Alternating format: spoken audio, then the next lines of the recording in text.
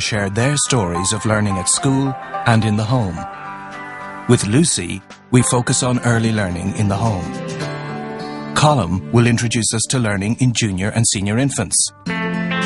Courtney shares her experience of learning in first and second class. Sean introduces us to learning in third and fourth class. And Abiha will introduce us to learning in fifth and sixth class.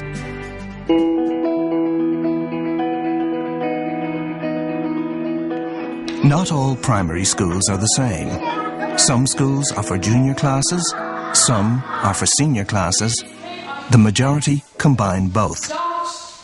Tells you along the side. Some schools are for boys only, some are for girls only, and some are mixed. Schools may be big or small. A teacher may teach one class or a number of classes in the same room. In most schools, English is the language used, but in some schools, the teaching is through Irish. Who's got the hat? I've got the hat. Some schools cater for children with specific learning difficulties and disabilities. While there are many different types of schools, Chelsea. All schools aim to provide children with enjoyable learning experiences. What I like about being in this school is you get to meet new people all the time. I think what's best about this school is that you get to meet new people and your friends over here. Captain Cool and Rudisfar. I think the best thing about school is that you can speak Irish, because you can't speak it anywhere else. Okay, on you go. As well as having a class teacher, your child may also receive support for learning from a number of other teachers and staff in the school. This one here. A learning support teacher or a resource teacher may provide your child with extra help with learning. Of the word right, which was very good. What do we call that BL at the beginning of the word? If a child is having difficulty with her lessons in class, usually the class teacher will refer her to me, and then I will look more closely at what difficulties she's having, and I will then, with the class teacher and the parent, we'll put together a programme for that child, and I will try and help her with wherever she's having her difficulty. Well done. A special needs assistant may support your child's learning in the classroom. The role of a special needs assistant is a support role. We're there initially to support the child or children that we're going to be working with. Then in turn we support the teacher in the classroom as well as the other children on a general basis. And lastly we would support the school. This support will be planned and coordinated by the Special Education Needs Organiser. What does he say? Oh! In some schools, the support team may include a language support teacher or a homeschool community liaison coordinator. I think it's essential that schools work hard at developing positive relationships with parents and supporting their children in their education.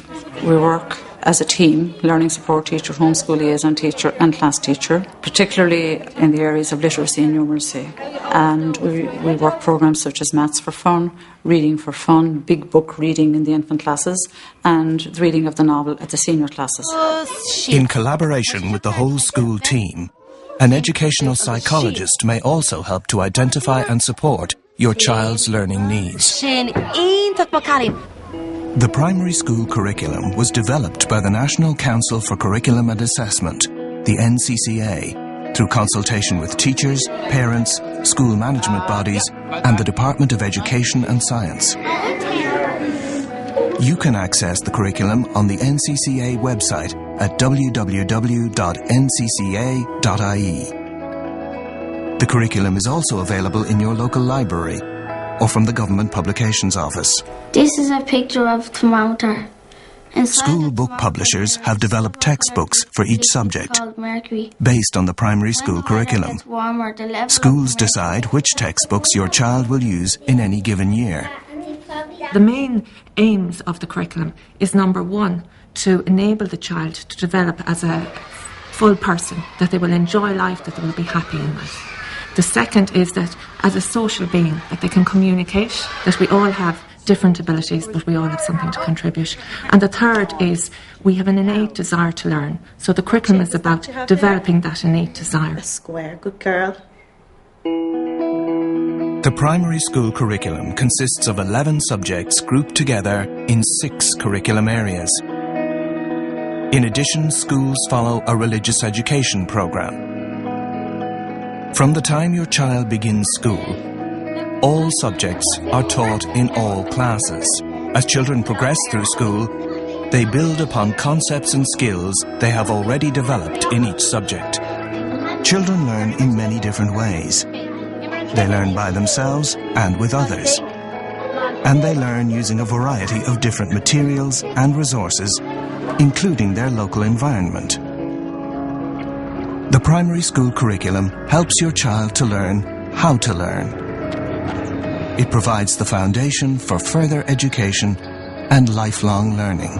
Far away in a kingdom lives a very old king.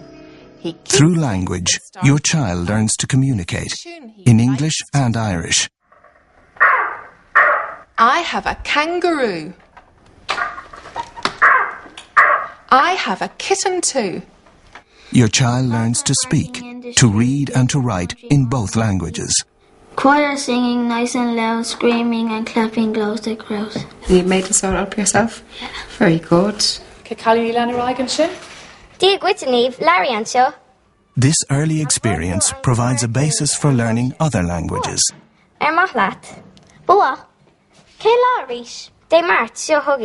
Listening and speaking are key to children's learning in all other subjects. I like it at school. It's fun and you learn maths and all. We do subtract and we do lots of sums. Through mathematics, your child learns to understand and solve problems by working with numbers, measurement, shape and space, and data. These problem-solving skills will be used throughout your child's life. One square and one parallelogram.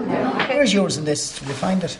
Through the subjects of history, geography, and science, your child will learn to develop an open, critical, and responsible attitude towards society and the environment. These subjects enable your child to appreciate the natural, historical, social, and cultural dimensions of life. A lot of fellas and their parents. These 3 subjects are grouped into social, environmental, and scientific education, or SESE.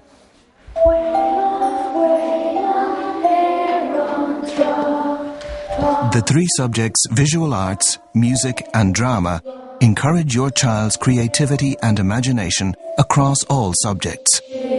The prince got married to the real princess. These 3 subjects are grouped into arts education. Very well done. And you think the bus is... In physical education, children develop physical skills and coordination so that they can lead a full, active and healthy life. Well done. Come on up. Yes. Respect everyone that loves you. Social, personal and health education, or SPHE, deals with your child's personal development, health and well-being. It helps children to understand how to care for themselves, how to respect and relate to others, and how to deal with emotions. SPHE includes relationships and sexuality education, an important part of all children's development. It helps your child to learn and develop a sense of responsibility. Michael. My favourite subject is religion. Religious education is also part of the curriculum in schools. There are different types of programs for different kinds of schools, and all of them include work that you can do at home to support your child's learning and development in this area. They hurried off down the street. Children learn in many different ways, either individually, in groups, or as a whole class. I find the best way that I can learn is working in groups and discussing stuff. Sometimes in groups because you can ask other people if you don't know something, and sometimes on your own because you have some free time to think about some stuff. There are 11 subjects in the curriculum, and parents may wonder, my goodness, are those 11 subjects taught in junior infants? And they are, but they are integrated, and they're taught right through from junior infants right through to 6th. Well, in the football chocolate am sure bully, and Fedulania Pera Changala Kela. Teachers often plan learning activities which integrate a range of curriculum subjects. Planning activities around a topic like the weather provides opportunities for children to learn concepts and skills in science, maths, language and art, as well as geography. Chain 4 cold. My favourite subject is maths. My favourite subject is PE because it's sporty and stuff. My favourite subject has to be art, because we get to learn about history of young artists who made brilliant pictures. Today's curriculum develops the child holistically, and this means that we develop the child morally, spiritually, physically, cognitively, a whole range, not just one narrow focus, but the whole child is very important to us. Well, the purpose is to provide a broad curriculum so that all children can shine. So children who are good at sport can shine, children who are good at art, children who are good at maths, so that children taste success regularly. As well as developing as individuals, children also learn to respect and celebrate other children, and to learn about equality, fairness, and human rights.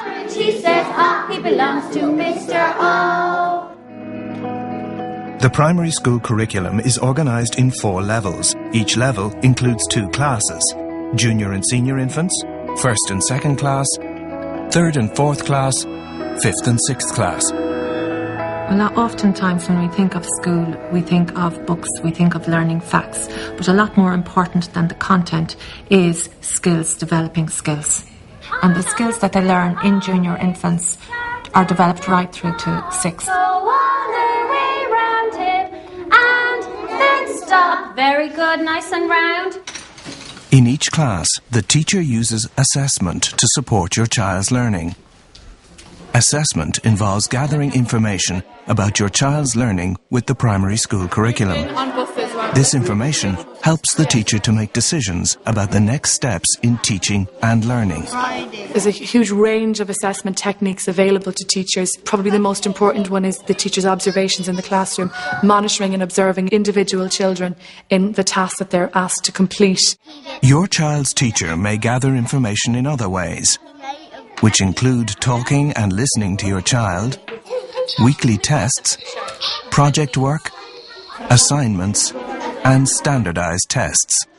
Standardized tests in English and mathematics help the teacher to see how your child is doing compared with other children of the same age. Me, a cloak.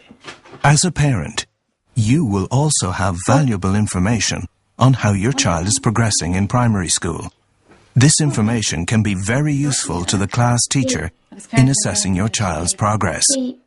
Now, Connie, what have you got for homework? Tables +9, then I have reading, then I have spellings, and then I make 5 sentences. Okay. Well, what's... Homework supports your child's learning.